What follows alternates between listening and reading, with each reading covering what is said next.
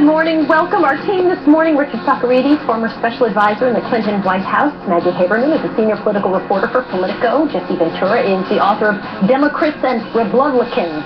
Much better, right? That time around, Governor. Former governor of Minnesota joining us this morning. On our panel, starting point is MITT ROMNEY.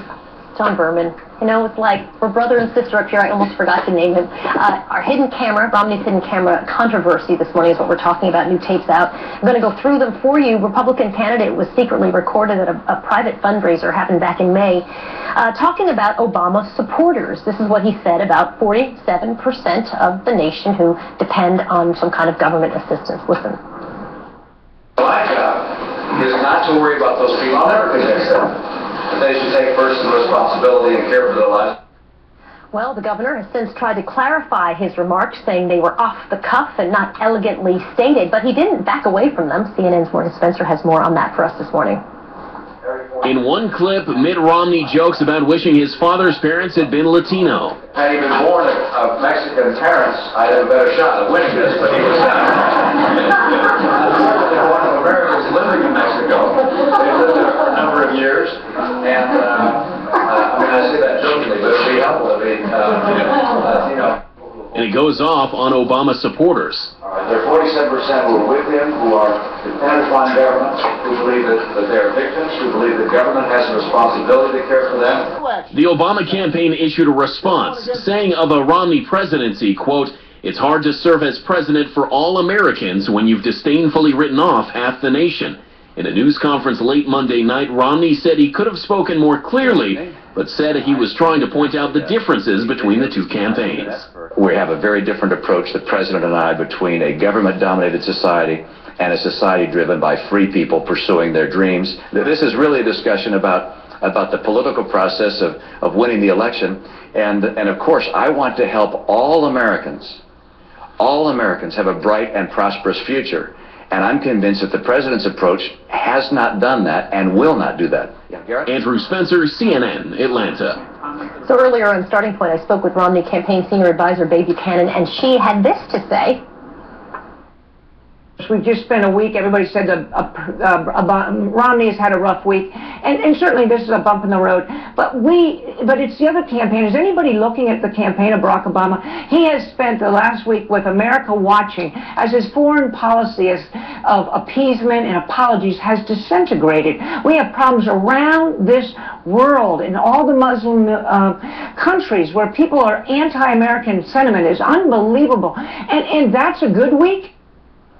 So she called it a bump in the road. Maggie Haberman from Politico. Bump in the road? I think that it is a crater in the road? Perhaps a big bump in the road. I think she is at least acknowledging that this was not perhaps the week they wanted. Look, the Romney campaign yesterday, we had a story, Politico had a story, Jim Vandehei and Mike Allen, that went up Sunday night about internal strife in the campaign. This is never a good story so far out from the election. It was sort of written almost like a pre-mortem, and the people describing what's going on were doing sort of a pre-mortem.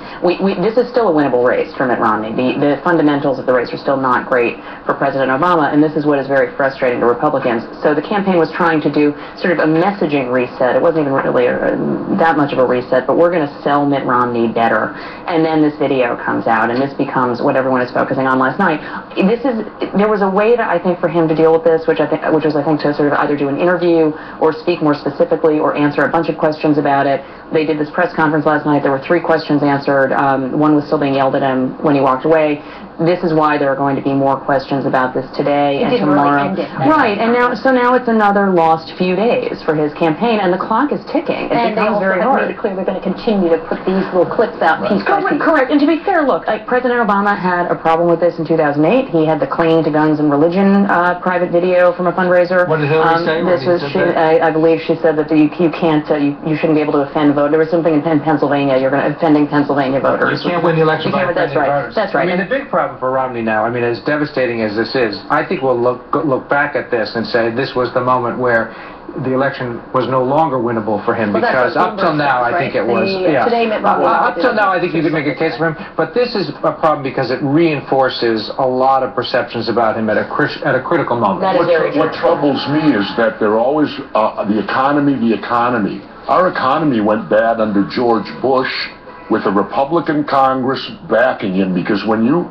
talk about the economy, in 2008, when the recession began, you have to look at 3 to 4 to 5 years earlier, decisions were made. That's how long it takes. Republican messaging on that is, and he's had 3.5 years to fix it, and he has not fixed it in a way that everybody had hoped, right? So we're going to go back to the guys who wrecked it in the first place? Well, that's the Democrats. That's and you're hearing from an independent here, because I'm an equally despiser of both parties. No. So you did a very funny piece the other day that talked about, use the word distraction when it becomes a problem. In Babe Buchanan's interview, she used the words bump in the road. She used the words inarticulate. I mean, that's as bad as it gets. When you have your own supporters saying bump in the road and inarticulate, that's about as big of an indictment as you get. And when I was watching Babe Buchanan talk to you, and when I watched Republicans talk on TV overnight, and when I was messaging them overnight, they're exhausted.